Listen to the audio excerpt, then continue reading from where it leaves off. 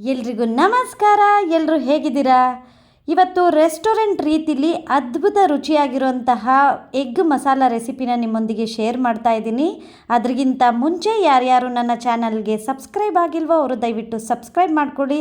ಮುಂದೆ ಒಳ್ಳೊಳ್ಳೆ ಈಸಿಯಾಗಿರುವಂತಹ ರೆಸಿಪೀಸ್ನ ನಿಮ್ಮೊಂದಿಗೆ ಶೇರ್ ಮಾಡ್ತೀನಿ. ಮಾಡೋಕ್ಕೂ ಮುಂಚೆ ಒಂದು 5ರಿಂದ 6 ಗೋಡಂಬಿನ ನೀರಿನಲ್ಲಿ ನೆನೆಸಿಟ್ಟಿದ್ದೆ. ಒಂದು ಟೊಮೊಟೊನೂ ಕೂಡ ಇಟ್ಕೊಂಡಿದ್ದೀನಿ. ಬಾಣಲಿಗೆ ಈಗ ಎಣ್ಣೆನ ಹಾಕಿಬಿಟ್ಟು ಅದಕ್ಕೆ ಒಂದು ಲವಂಗ, ಏಲಕ್ಕಿ ಹಾಗೆ 1 ಟೇಬಲ್ ಸ್ಪೂನ್ನಷ್ಟು ಜೀರಿಗೆನ ಹಾಕ್ಕೊಂಡು ಚೆನ್ನಾಗಿ ಫ್ರೈ ಮಾಡ್ಕೋತಾ ಇದ್ದೀನಿ. ಒಂದು 30 ಸೆಕೆಂಡ್ಸ್ ಜೀರಿಗೆನ ಚೆನ್ನಾಗಿ ಬಾಡಿಸ್ಕೊಂಡಿದ ನಂತರ ಒಂದು ಮೀಡಿಯಮ್ ಸೈಜ್ ಈರುಳ್ಳಿನ ಸಣ್ಣದಾಗಿ ಹೆಚ್ಚಿಬಿಟ್ಟು ಹಾಕ್ಕೊಂಡು ಚೆನ್ನಾಗಿ ಫ್ರೈ ಮಾಡ್ಕೋತಾ ಇದ್ದೀನಿ. ಈರುಳ್ಳಿ ಚೆನ್ನಾಗಿ ಫ್ರೈ ಆಗಬೇಕು. ಸಣ್ಣ ಉರಿಲಿ ಈರುಳ್ಳಿನ ಫ್ರೈ ಆಗೋಕ್ಕೆ ಬಿಟ್ಬಿಡಿ. ಆ ಟೈಮ್ನಲ್ಲಿ ನೆನೆಸಿಟ್ಟಿದ್ದಂಥ ಗೋಡಂಬಿ ಹಾಗೆ ಒಂದು ಟೊಮೊಟೊನ ಸಣ್ಣದಾಗಿ ಕಟ್ ಮಾಡಿಕೊಂಡು ಅದನ್ನು ರುಬ್ಕೊಂಡು ಫೈನ್ ಪೇಸ್ಟ್ ಮಾಡಿ ಇಟ್ಕೊಂಡಿದ್ದೀನಿ. ಈರುಳ್ಳಿನೂ ಕೂಡ ನೋಡಿ ಚೆನ್ನಾಗಿ ಫ್ರೈ ಆಗ್ತಾ ಇದೆ. ಈ ಕಲರ್ ಬರಬೇಕು, ಸ್ವಲ್ಪ ಕಂದು ಬಣ್ಣ ಬರಬೇಕು ಈರುಳ್ಳಿ. ಆ ರೀತಿ ಫ್ರೈ ಮಾಡ್ಕೊಂಡಿದ್ದ ನಂತರ 1 ಟೇಬಲ್ ಸ್ಪೂನ್ನಷ್ಟು ಶುಂಠಿ ಬೆಳ್ಳುಳ್ಳಿ ಪೇಸ್ಟ್ನ ಹಾಕ್ಕೊಂಡು ಅದನ್ನು ಕೂಡ ಒಂದು 30 ಸೆಕೆಂಡು ಅದರ ಹಸಿ ವಾಸನೆ ಹೋಗೋ ತನಕ ಚೆನ್ನಾಗಿ ಫ್ರೈ ಮಾಡ್ಕೊಳ್ಳಿ. ಈರುಳ್ಳಿ ಮಾತ್ರ ತುಂಬ ಚೆನ್ನಾಗಿ ಫ್ರೈ ಆಗಬೇಕು, ಆಗಲೇ ರೆಸಿಪಿದು ಟೇಸ್ಟು ತುಂಬ ಚೆನ್ನಾಗಿರುತ್ತೆ. ಈಗ ಟೊಮ್ಯಾಟೊ ಮತ್ತು ಗೋಡಂಬಿನ ರುಬ್ಬಿಟ್ಕೊಂಡಿದ್ನಲ್ಲ ಆ ಪ್ಯೂರಿನ ಹಾಕ್ಕೋತಾ ಇದ್ದೀನಿ. ಸಣ್ಣ ಉರಿಲಿ ಇಟ್ಕೊಂಡು ಚೆನ್ನಾಗಿ ಫ್ರೈ ಮಾಡ್ಕೋಬೇಕಾಗತ್ತೆ. ಇದನ್ನು ಕೂಡ ಗೋಡಂಬಿನ ಹಾಕ್ಕೊಂಡಿರೋದ್ರಿಂದ ಬೇಗ ಗಟ್ಟಿ ಆಗಿಬಿಡುತ್ತೆ ಗ್ರೇವಿ. ಹಾಗಾಗಿ ಒಂದು ಅರ್ಧ ಗ್ಲಾಸ್ನಷ್ಟು ನೀರನ್ನು ಜಾರ್ಗೆ ಹಾಕ್ಕೊಂಡು ಅದರಲ್ಲಿರುವಂಥ ಮಸಾಲೆನೆಲ್ಲ ಸ್ವಲ್ಪ ಚೆನ್ನಾಗಿ ಗೋರ್ಬಿಟ್ಟು ಅದೇ ನೀರನ್ನು ಹಾಕ್ಕೊಂಡು ಈಗ ಚೆನ್ನಾಗಿ ಮಿಕ್ಸ್ ಮಾಡ್ಕೋತಾ ಇದ್ದೀನಿ.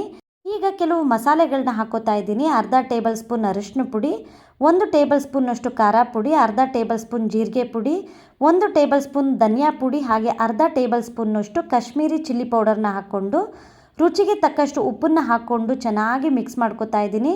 ಕಾಶ್ಮೀರಿ ಚಿಲ್ಲಿ ಪೌಡರ್ ಇಲ್ಲಿ ಬರೀ ಕಲ್ಲರಿಗೆ ಮಾತ್ರ ಹಾಕ್ಕೊಳ್ಳೋದು, ಅದರಲ್ಲಿ ಖಾರ ಅಷ್ಟಾಗಿರಲ್ಲ.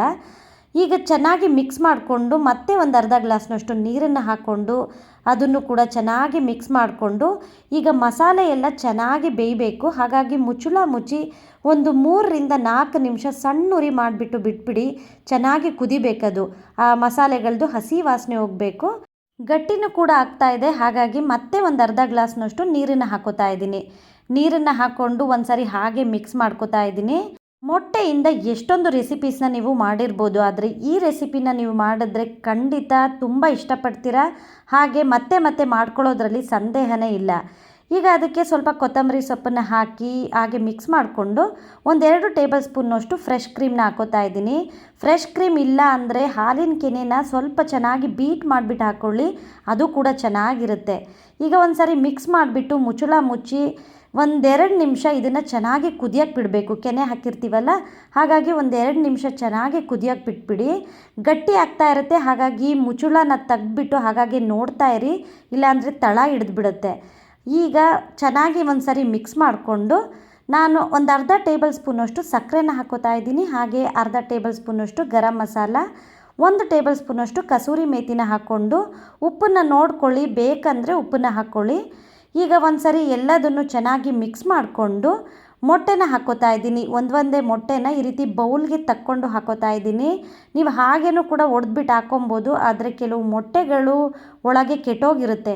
ಹಾಗಾಗಿ ಈ ರೀತಿ ಬೌಲಲ್ಲಿ ತಕ್ಕೊಂಡು ನಾನು ಹಾಕೋತಾ ಇದ್ದೀನಿ.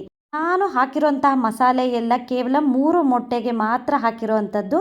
ಈಗ ಅದ್ರ ಮೇಲೆ ಹಾಗೆ ಸ್ವಲ್ಪ ಪೆಪ್ಪರ್ ಪೌಡರ್ನ ಹಾಕೋತಾ ಇದ್ದೀನಿ. ರೆಸ್ಟೋರೆಂಟಲ್ಲೆಲ್ಲ ಹಸಿಮೆಣಸಿನ್ಕಾಯಿನ ಮೇಲೆ ಹಾಗೆ ಉದುರಿಸಿರ್ತಾರಲ್ಲ, ಆ ರೀತಿ ಹಾಕ್ಕೊಂಡ್ರೆ ತುಂಬ ಚೆನ್ನಾಗಿರುತ್ತೆ. ಆ ರೀತಿ ಹಾಕ್ಕೊಂಡು ಸ್ವಲ್ಪ ಕೊತ್ತಂಬರಿ ಸೊಪ್ಪನ್ನು ಹಾಕಿ ಮೊಟ್ಟೆ ಬೇಯೋಕ್ಕೋಸ್ಕರ 1-2ರಿಂದ 3 ನಿಮಿಷ ಸಣ್ಣುರಿ ಮಾಡಿಬಿಟ್ಟು ಬಿಟ್ಬಿಡಿ. ಮೊಟ್ಟೆ ಚೆನ್ನಾಗಿ ಬೆಂದಿರುತ್ತೆ. ಫೈನಲ್ ರಿಸಲ್ಟ್ ನೋಡ್ತಾ ಇದ್ದೀರಲ್ಲ ಎಷ್ಟು ಅದ್ಭುತವಾಗಿ ಬಂದಿದೆ ಅಂತ. ನೋಡೋಕ್ಕೆ ಮಾತ್ರ ಅಲ್ಲ, ರುಚಿನೂ ಕೂಡ ಅಷ್ಟೇ ಚೆನ್ನಾಗಿರುತ್ತೆ. ಈ ರೆಸಿಪಿ ಇಷ್ಟ ಆದರೆ ಸಬ್ಸ್ಕ್ರೈಬ್ ಮಾಡ್ಕೊಳ್ಳಿ. ಮುಂದಿನ ವಿಡಿಯೋದಲ್ಲಿ ಭೇಟಿಯಾಗ್ತೀನಿ. Thank you for watching my